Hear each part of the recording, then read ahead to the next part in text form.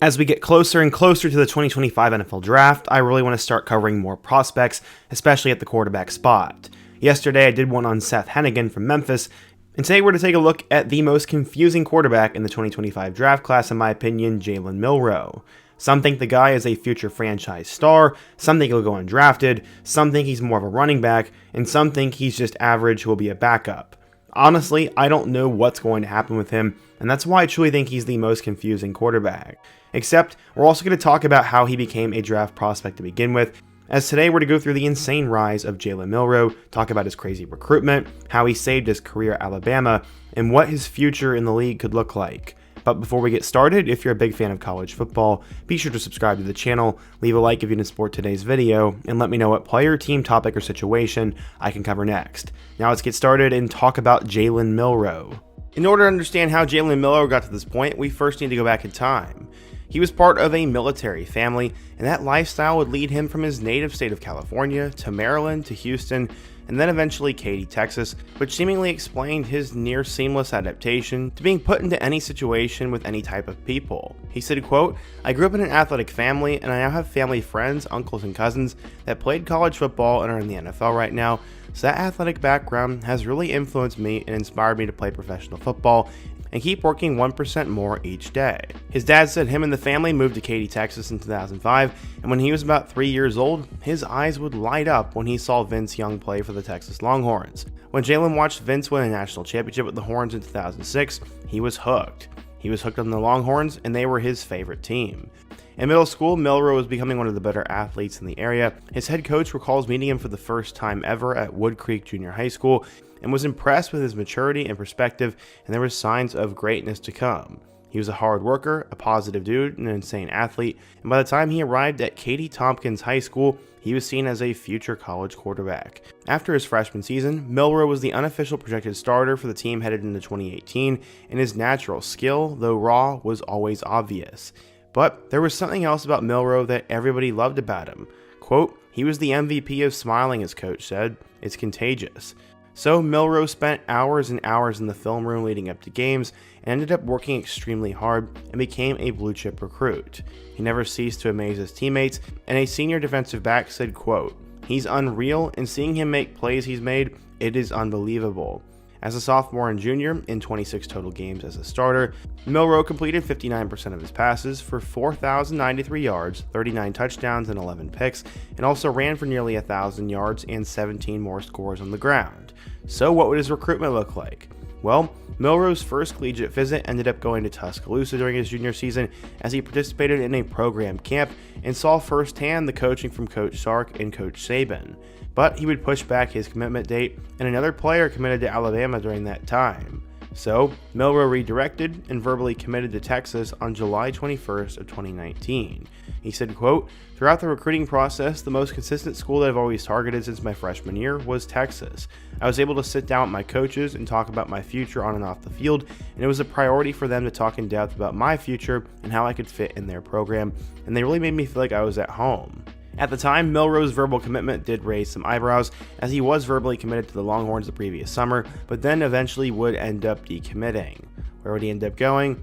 Well, he chose to go to Coach Saban in Alabama, and while his dad knew that his son loved the Longhorns, he told him he made the right decision going to Bama.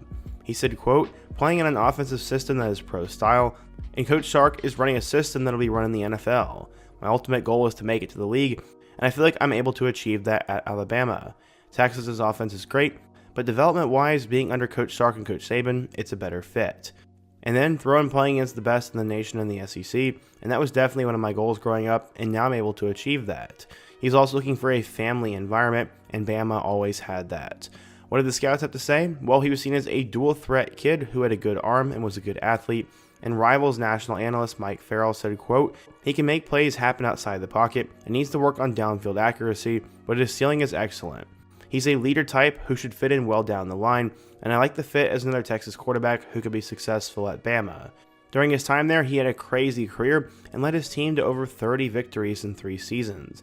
According to 24/7 Sports, Milroe was a 4-star recruit, the number 14 quarterback, and the 109th best player in the class of 2021. So how would he end up doing down in Tuscaloosa? Well, let's take a look. While the first round of March Madness is over and there's been a lot of chalk, there is still a good opportunity to cash in on the games that are remaining. From the first tip-off to the Final Four, MyBookie has you covered in terms of high-stakes matchups, wild finishes, and big-time opportunities. They've packed in promotions, props, and features that make betting on this event not only exciting, but also profitable. For example, we have 4 Sweet 16 matchups on Thursday night, and if you have a hunch that a certain team is going to win, like Cooper Flag and Duke, you should just go ahead and make that pick. If you're an SEC homer like myself, I'd go ahead and pick Alabama, Florida, or even Arkansas.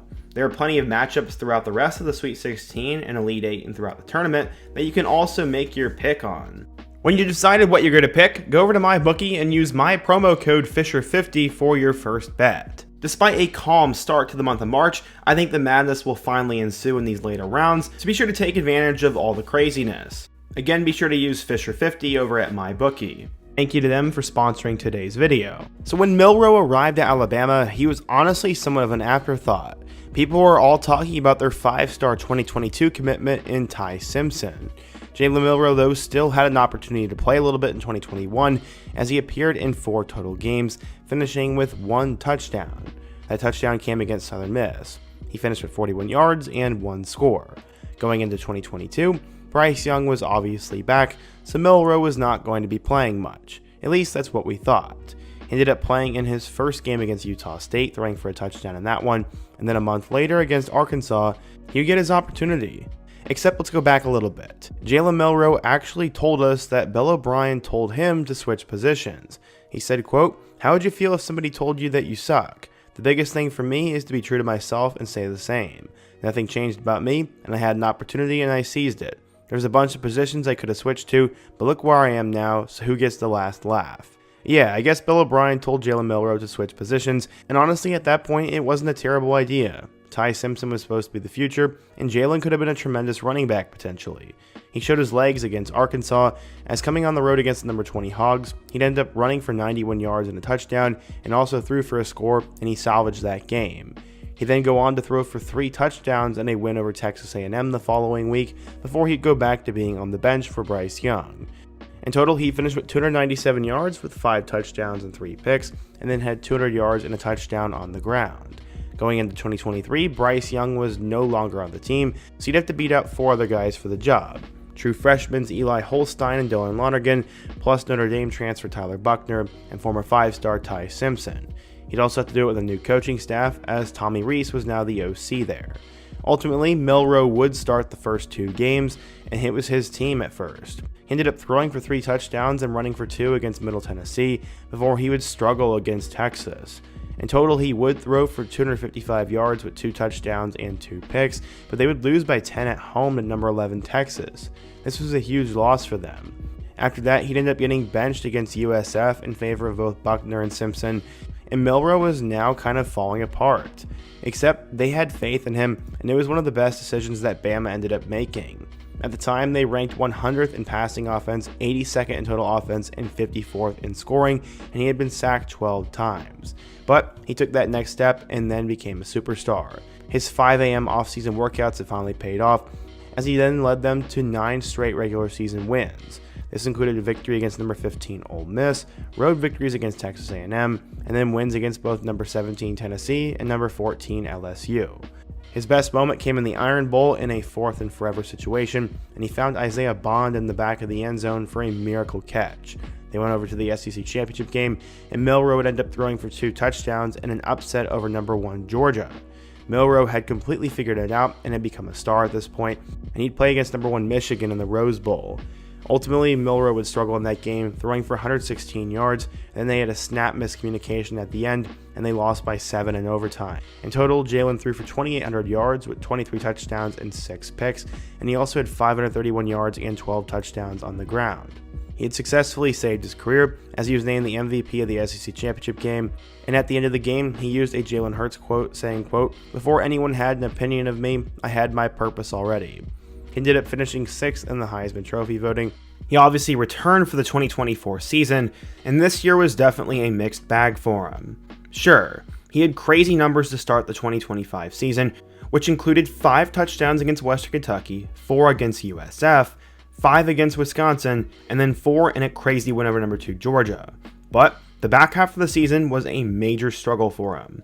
It first started when they lost on the road to Vanderbilt in one of the worst losses in school history, and then he had 2 interceptions and a short victory over South Carolina. He had 2 picks and a loss to Tennessee, didn't have a touchdown against either Mizzou or LSU, and then besides a win over Mercer, didn't do anything towards the back half of the season. His worst performance of his career came on the road against Oklahoma as they got skull-crushed 24-3 by the Sooners, and he had 3 interceptions without a touchdown in that one. That game single-handedly held him out of the college football playoff, and while he had 1 pick without a touchdown against Auburn, he did run for over 100 yards and 3 scores in that Iron Bowl victory. Milroe would play his final collegiate game against Michigan, and he'd go out with a loss. He had 192 yards with a touchdown and an interception, and really, he had a poor end of the season after a tremendous September start. In total, Milroe threw for 2,900 yards with 16 touchdowns and 11 picks, but most of his damage was done on the ground with 20 scores there.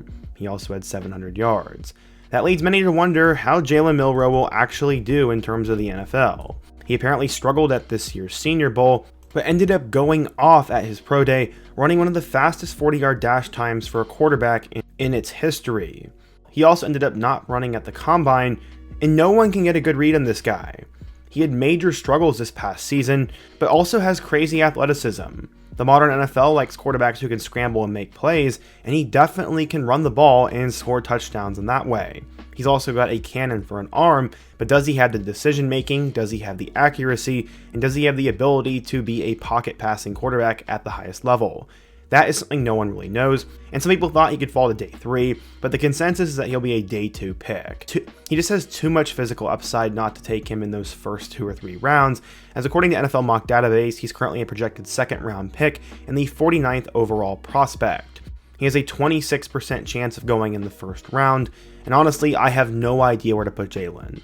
He kind of reminds me of Carson Strong a few years ago, where some thought Strong could go in the 2nd or 3rd round, but he ultimately fell to being undrafted. I know that was due to a medical issue, but Milroe feels like the guy that no one can really pinpoint where he's going to go. He could have a crazy fall on draft night, or could be taken super high up, and go unexpectedly like Michael Penix did last year. The truth is likely somewhere in the middle, but what do you guys think? Where do you think Jalen Milroe is going to get drafted? Do you think he'll be a good NFL quarterback? And what other quarterback should I take a look at in my next video? Be sure to let me know down below, leave a like if you want to support today's video, and let me know what player, team, topic, or situation I can cover next. Also be sure to check out all my other videos on the end screen, and I hope to see you guys again soon, but until next time, peace.